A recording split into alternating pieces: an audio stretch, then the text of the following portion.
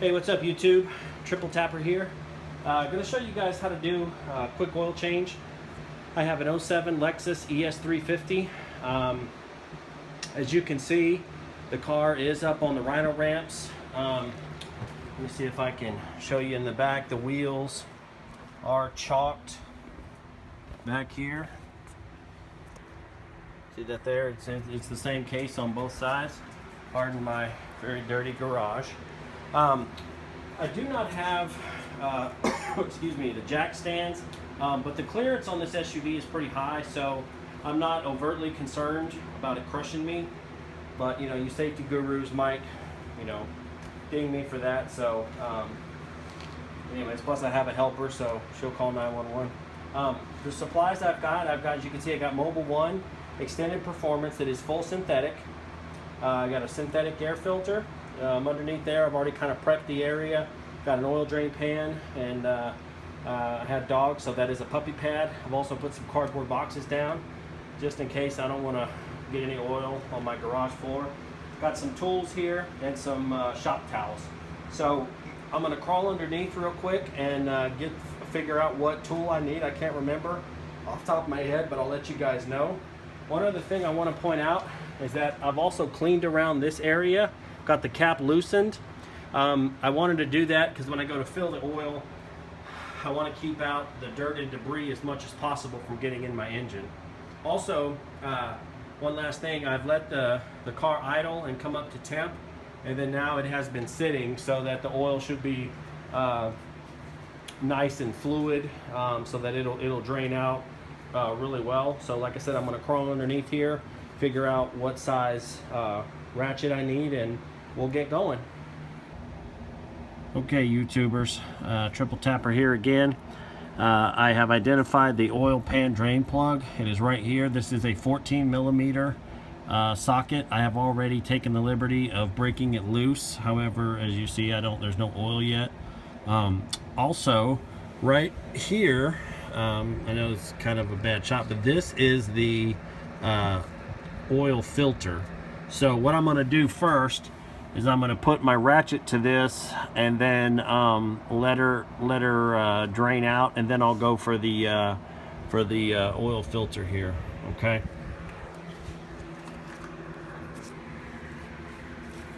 So, I've already got it a little bit loose. Got this centered, I hope.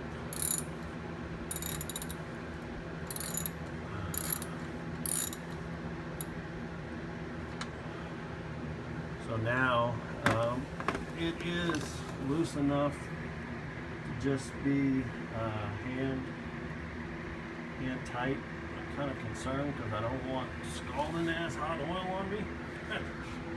So I'm going to try to catch the bolt before it slides in there. So this may go pretty quick. Yep, I can already see the seal breaking. There's oil coming out. Almost. Come on, baby.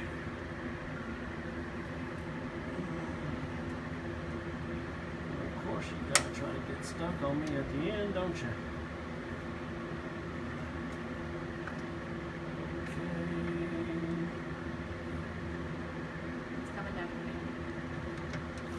There we go, and we hit pay dirt, ladies and gentlemen.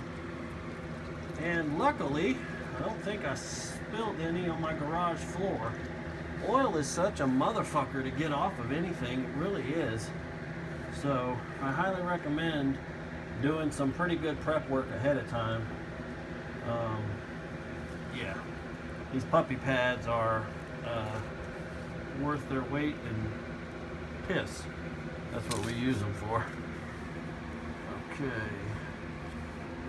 To hand me some shop towels.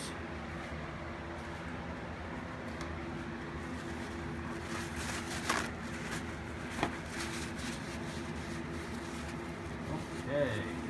Yeah, so as you guys can see, the stream is lightening up, or lessening, I should say. The color's not changing. Pretty good. So Just gonna let that drain, and I loosened the, I don't know if I mentioned it earlier, but I loosened the oil cap on top just to allow air to come through. So this will drain out just a little bit faster. So now the oil is slowing down pretty well. So I'm just gonna go ahead and pause the video, and we'll be back in just a few minutes. And now is the oil dripping from the pan. I'm gonna go ahead and try to show you close up. See that? Sorry, the lighting is kind of poor, but you can see there the oil is now dripping from the oil filter. There's a little plastic white deal that just screws in. After I pulled that little bottom plate off, it was just I think it's a 3/4 inch socket. It doesn't really need like a wrench or anything.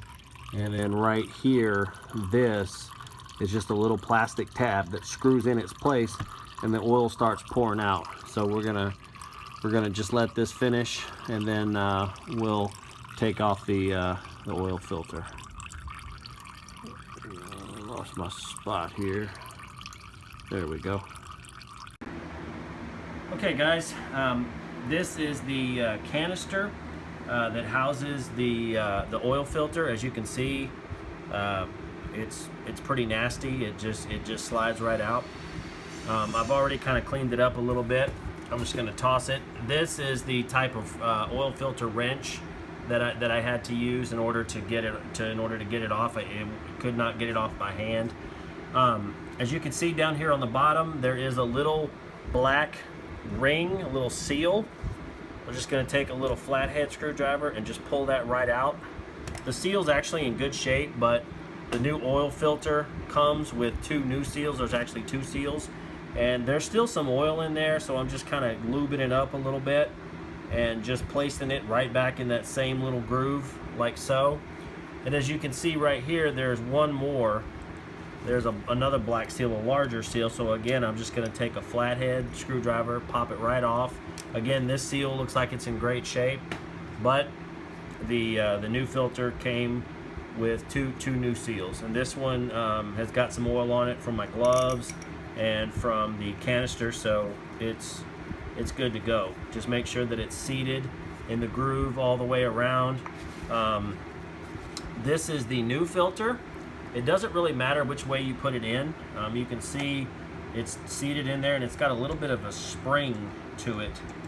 So what I'm going to do now is just take some paper towels and just kind of clean up the threads a little bit, and then I'm just going to put it back in just like I took it off, and then when we come back, I will start filling it up, and you guys will get to see the finished project. Okay, guys, what we're going to do now, I got everything tightened up down low. Got the new oil filter in. The drain bolt is secure. I just did the drain bolt and the oil filter hand tight, nice and snug, and then went just a little bit past that. I had a hell of a time getting them off. I think last time I had my oil changed, I was kind of busy, and I had one of those, Walmart or somebody do it, and they were like, must have been standing on it. But you really don't need to, torque it down that much. Speaking of torque, there is a specification. I don't know what it is off the top of my head, but if you want to be, certain, you can get a torque wrench. I would highly recommend that. But a little bit past hand tight should be fine.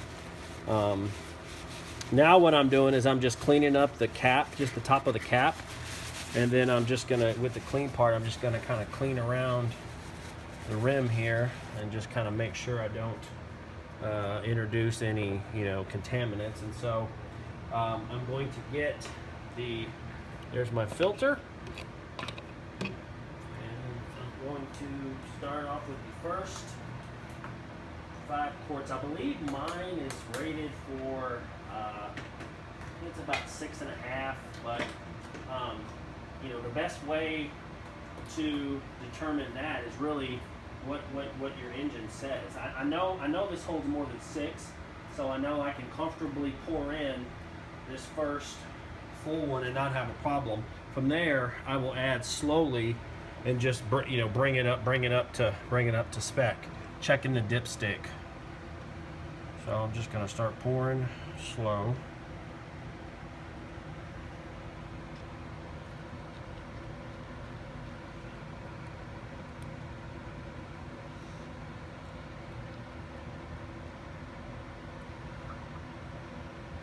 Just kind of fill it up and let it drink it down, so to speak. Or you can just keep a steady stream on it, whatever's easier for you. Important thing is that you got a funnel and you're not spilling good oil all over your engine. One, you're wasting money, and two, it might smell funny. So, and if you're like me, I don't like wasted money. So.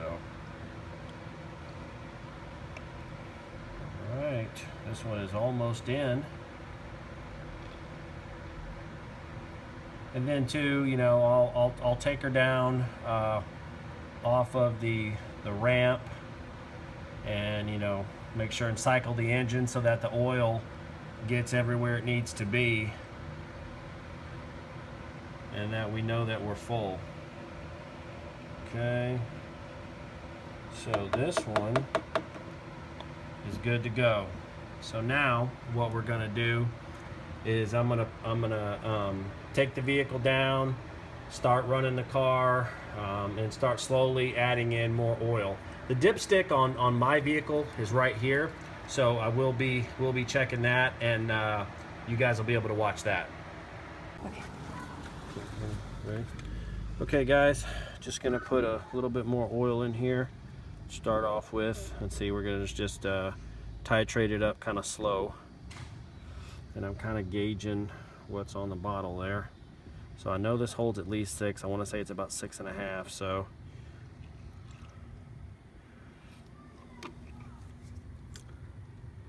all right, I'm gonna go a little bit more. You can always add more. It's more difficult to take oil out. So let's see what this does now. Like I said, I'm gonna check the dipstick here.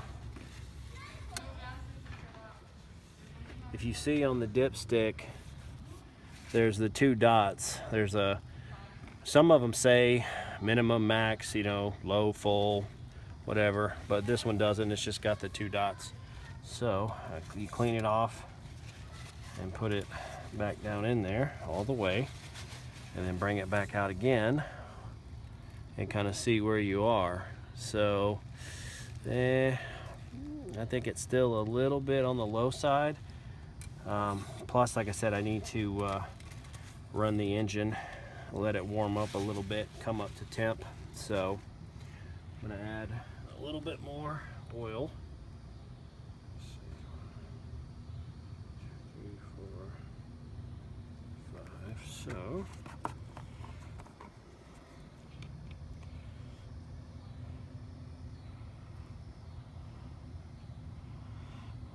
just a little more. Now I'm going to start the engine and let it run for just a second or a little bit.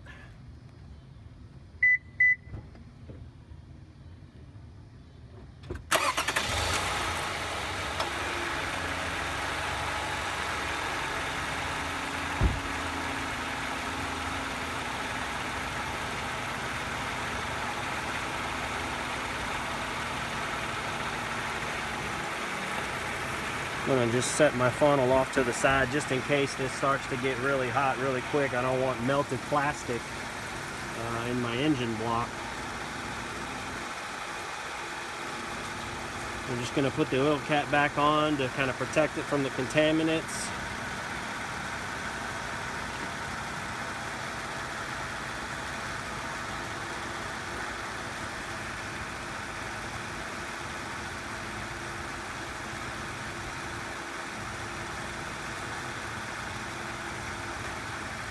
Okay, check our dipstick, wipe it off.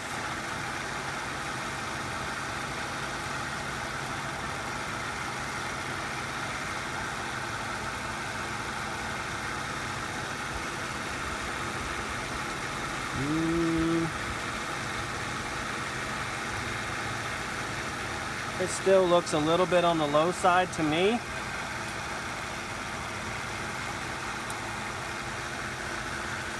So basically, all you're going to do from here on out is just, like I said, just, you know, let the engine run, making sure that the oil is circulating and gets in all the nooks and crannies. That'll give you a much better idea of whether it's full or, you know, you're low. After that, you know, the last thing you want to do is check for any leaks.